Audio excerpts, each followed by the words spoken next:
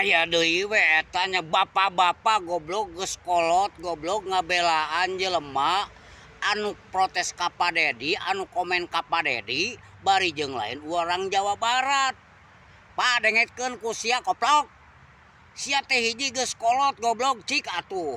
Menang komen protes kumaha nya ka Gubernur Jawa Barat. Tapi nu bener we atuh anjing sia teh.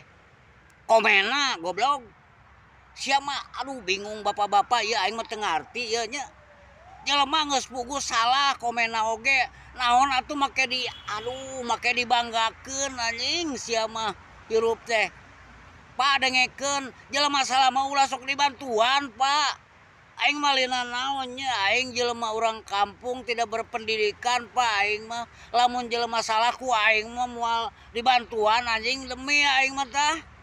Lari sia jelema salah kalau main salah, tapi ku sia didukung anjing.